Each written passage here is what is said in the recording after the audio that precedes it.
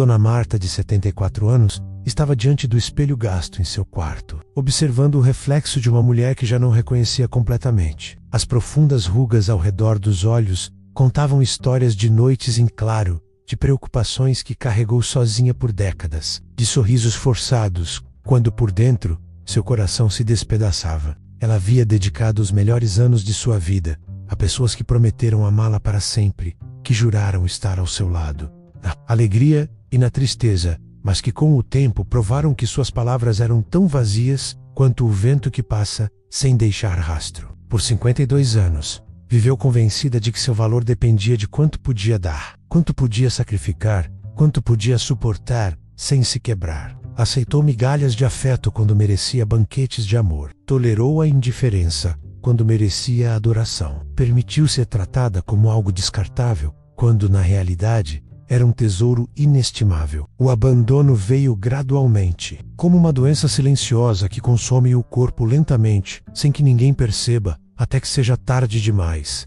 Primeiro vieram as palavras dolorosas disfarçadas de piadas, depois o distanciamento emocional que cresceu como um abismo entre ela e aqueles que diziam amá-la, e então o esquecimento sistemático de datas importantes, conversas significativas da sua própria existência. Ela se viu vivendo como uma sombra em sua própria casa, invisível para aqueles a quem havia dedicado cada batida do seu coração. Se você se identifica com a história de Dona Marta, ou conhece alguém que passou ou está passando por algo semelhante, inscreva-se e fique conosco até o final, porque o que Deus está prestes a revelar transformará não apenas a dor dela, mas também toda a sua compreensão do verdadeiro amor que ela merece receber. As manhãs se tornaram um suplício silencioso, onde acordar significava enfrentar mais um dia de vazio existencial. Do se sentir ignorada, de se perguntar o que havia feito de errado para merecer tanta frieza. Dona Marta caminhava pelos corredores de sua casa, tocando as paredes que testemunharam tantas promessas quebradas, tantos sonhos abandonados, tanto amor desperdiçado com pessoas que nunca souberam valorizá-lo. Ela preparava refeições que ninguém apreciava, limpava espaços que ninguém notava, esperava por conversas que nunca aconteciam. A solidão não era apenas a ausência física de companhia, era algo muito mais devastador. Era estar cercada de pessoas e se sentir completamente sozinha. Era falar e ter suas palavras perdidas no ar como se nunca tivessem sido ditas. Era existir sem que sua existência importasse para ninguém. Todas as noites ela ia para a cama com um coração pesado, se perguntando se alguém algum dia veria de verdade. Se alguém algum dia reconheceria o tesouro que estivera bem diante de seus olhos, o tempo todo. Lágrimas caíam na escuridão do seu quarto. Lágrimas que ninguém via ou se importava. Lágrimas que lavavam a esperança que diminuía a cada dia dentro do seu peito. Os meses se arrastavam como caracóis feridos, cada um trazendo novas decepções, que se acumulavam como pedras em suas costas curvadas. Dona Marta começou a questionar tudo em que acreditava sobre si mesma, sobre o amor, sobre o propósito de sua vida. Olhava para fotografias antigas onde aparecia sorrindo, cheia de vida e esperança, e não reconhecia aquela mulher radiante no reflexo cansado que o espelho agora lhe mostrava. Havia momentos em que a tentação de desistir completamente a visitava como um fantasma persistente, sussurrando que não havia sentido em continuar, que sua vida tinha sido um erro monumental, que ela jamais encontraria o que seu coração tanto almejava. Mas algo pequeno e teimoso dentro dela se recusava a morrer. Uma pequena faísca que insistia em continuar brilhando, mesmo que quase invisível. Era como se sua alma soubesse algo que sua mente ainda não compreendia, como se houvesse um plano maior que ela não conseguia enxergar, em sua posição de dor e confusão. Nas noites mais escuras, quando o peso da solidão ameaçava esmagá-la completamente, aquela faísca se acendia lembrando-a de que ainda havia razões para respirar, para se levantar, para acreditar que algo melhor poderia estar esperando por ela em algum lugar no futuro. Numa tarde chuvosa, enquanto arrumava gavetas esquecidas, tentando distrair a mente do turbilhão de pensamentos dolorosos, Dona Marta encontrou uma carta que escrevera anos antes, mas nunca enviara. Era uma carta endereçada a Deus, escrita num momento semelhante de desespero, perguntando por que ele permitia tanto sofrimento, por que a colocara num caminho tão difícil, por que o amor que ela dava nunca retornava multiplicado, como lhe haviam ensinado. Relendo aquelas palavras, carregadas de angústia, Algo se agitou em seu coração. Ela percebeu que sobrevivera àquele período sombrio, que perseverara mesmo quando pensava não conseguir dar mais um passo. Se superara aquilo, talvez pudesse superar isto também. Com as mãos trêmulas, pegou a Bíblia que estava sobre o criado mudo, coberta de poeira por meses de negligência espiritual. Abriu-a, sem procurar nenhuma passagem específica, deixando as páginas caírem onde quisessem. Seus olhos se detiveram em um versículo que parecia ter sido escrito especialmente para ela, naquele exato momento. Porque eu sei os planos que tenho para vocês, declara o Senhor. Planos de faz-los prosperar e não de lhes causar dano, planos de dar-lhes esperança e um futuro. Essas palavras antigas penetraram as camadas de dor e desilusão que haviam endurecido seu coração, plantando uma semente de esperança que há muito não germinara no jardim árido de sua alma. Dona Marta fechou os olhos e deixou as lágrimas correrem livremente, mas desta vez eram lágrimas diferentes, não de autopiedade ou desespero, mas de algo que ela mal ousava nomear: esperança renovada. Pela primeira vez em anos, ela sentiu a presença de Deus, não como um conceito abstrato ou uma doutrina religiosa, mas como uma realidade tangível, como um abraço invisível envolvendo seu espírito ferido. Ela compreendeu que vinha buscando validação nos lugares errados, implorando por amor de pessoas incapazes de dá-lo, construindo sua autoestima sobre as areias movediças das opiniões alheias. Deus estava lhe mostrando que seu valor nunca dependeu de quantos outros a valorizavam, mas de quanto ele a valorizava. Ela era filha do Rei do Universo, criada com um propósito divino, amada com amor eterno, preciosa aos olhos do Criador. Essa revelação não veio com fogos de artifício ou experiências místicas espetaculares, mas com uma certeza silenciosa e profunda que se instalou em seu íntimo. Dona Marta compreendeu que todos aqueles que não a valorizaram, que a trataram como uma pessoa comum quando ela era extraordinária, que a descartaram como se fosse substituível, não estavam definindo seu valor, mas revelando sua própria cegueira espiritual. Haviam perdido a oportunidade de ter alguém genuíno, leal e amoroso em suas vidas, alguém que teria dado tudo sem pedir nada em troca. A perda não era dela, era deles. Nos dias seguintes, algo notável começou a se transformar em Dona Marta. A amargura que envenenava seus pensamentos começou a se dissipar, substituída por uma compreensão mais madura da natureza do amor verdadeiro e do amor falso. Ela começou a perceber claramente que havia confundido apego com amor, hábito com compromisso, conforto com afeto genuíno. As pessoas ao seu redor a mantinham por perto, não porque a valorizavam, mas porque era conveniente ter alguém que desse sem exigir, que servisse sem reclamar, que estivesse disponível, não importando o quanto a magoassem. Ela era funcional para elas, não amada por elas. Essa distinção, embora dolorosa de aceitar, trouxe uma liberdade inesperada. Ela não precisava mais tentar merecer um amor que nunca estava disponível. Não precisava mais mudar partes de si mesma para ser aceita. Não precisava mais se desculpar por ocupar espaço no mundo. Dona Marta começou a se tratar com a ternura e o respeito que sempre reservara aos outros. Preparava refeições que apreciava, comprava flores para alegrar sua casa e dedicava tempo a atividades que nutriam sua alma. Cada ato de autocuidado era uma declaração revolucionária. Eu importo. Minha felicidade tem valor. Eu mereço coisas boas. Ela começou a frequentar um grupo de estudo bíblico na igreja do seu bairro, um lugar que antes evitava por vergonha da sua situação, com medo do julgamento alheio. Mas ao chegar lá, encontrou algo completamente diferente. Mulheres com histórias semelhantes, corações partidos sendo curados, almas que atravessaram o vale da sombra da morte e emergiram transformadas. Nesse grupo, Dona Marta conheceu a irmã Luz, uma mulher de 68 anos, cuja história ressoou profundamente com a sua. Luz passou 30 anos em um casamento onde era tratada como uma serva, não como uma esposa, onde seus sonhos eram ridicularizados, seus talentos desprezados e sua voz silenciada. Quando finalmente teve a coragem de terminar aquele relacionamento tóxico, todos a julgaram. Disseram que ela estava sendo egoísta, que deveria suportar tudo aquilo pelo bem da família. Mas Luz tomou a decisão mais corajosa de sua vida. Escolheu sua própria dignidade. E depois de anos de cura, encontrou alguém que a amava da maneira como ela sempre mereceu ser amada, menos com respeito, admiração e genuína ternura. O amor verdadeiro não machuca, disse Luz a Dona Marta enquanto tomavam café após o encontro. O amor verdadeiro não te diminui,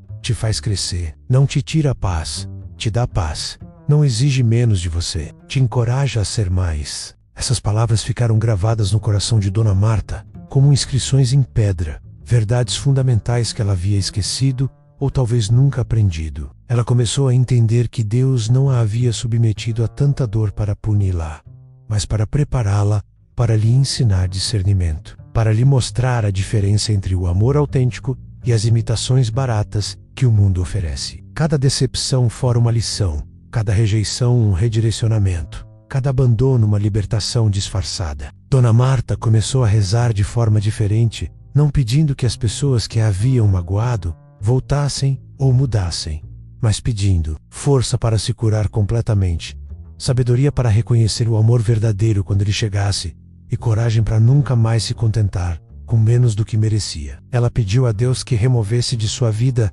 tudo o que não lhe fazia bem. Mesmo que doesse, mesmo que se sentisse temporariamente sozinha, prefiro estar sozinha e em paz do que acompanhada e destruída. Escreveu em seu diário certa noite, surpresa com a clareza daquela verdade. A solidão que antes a aterrorizava agora se tornara um espaço sagrado, onde ela podia se reconectar consigo mesma, onde podia ouvir a voz de Deus sem o ruído de relacionamentos tóxicos, onde podia florescer sem que ninguém pisoteasse suas raízes. Ela descobriu que estar sozinha não significava ser abandonada, significava ser livre, livre para caminhar rumo ao seu destino, sem o peso das pessoas a arrastando para baixo, livre para sonhar sem que seus sonhos fossem ridicularizados, livre para ser exatamente quem Deus a criou, para ser sem se desculpar por isso. Essa liberdade era inebriante, transformadora, curativa. Dona Marta notou mudanças físicas em si mesma. Sua postura estava mais ereta, seu olhar mais brilhante, seu sorriso mais frequente e genuíno. As pessoas na igreja começaram a perceber algo diferente nela, uma luz que emanava de dentro, uma paz que transcendia as circunstâncias. Meses depois, durante um evento comunitário organizado pela igreja, Dona Marta conheceu Dom Esteban, um viúvo de 76 anos, que havia perdido a esposa 2 anos antes. Após 50 anos de um casamento feliz, Esteban não buscava substituir a falecida esposa, mas sim encontrar uma companhia genuína, alguém com quem compartilhar seus anos dourados restantes. Quando conversaram pela primeira vez, Dona Marta foi surpreendida por algo que nunca havia experimentado antes. Ele realmente a ouvia. Ele não fingia interesse enquanto esperava sua vez de falar, mas prestava atenção genuína a cada palavra que ela proferia. Ele lhe fazia perguntas sobre suas opiniões, suas experiências, seus sonhos. Ele a tratava como se o que ela tinha a dizer importasse, como se ela própria importasse. A princípio, Dona Marta sentiu-se desconfortável com tanta atenção positiva, quase desconfiada, como se fosse bom demais para ser verdade. Mas, com o tempo, à medida que Esteban demonstrava consistentemente seu caráter nobre, sua fé profunda e seu respeito genuíno, ela começou a permitir que seu coração curado se abrisse cautelosamente para a possibilidade do amor verdadeiro. Esteban a convidava para passeios no parque, para tomar café depois da missa de domingo e para compartilhar refeições simples, repletas de conversas significativas. Ele nunca a pressionava, nunca exigia mais do que ela estava disposta a dar e nunca a fazia se sentir menos do que extraordinária. Certa tarde, enquanto assistiam ao pôr do sol sentados em um banco do parque, Esteban pegou ternamente a mão dela e disse: Marta, não entendo como alguém pôde deixar de valorizar o tesouro que você é. Sua perda é minha bênção, porque agora tenho a oportunidade de trotelá, como você sempre mereceu ser tratada.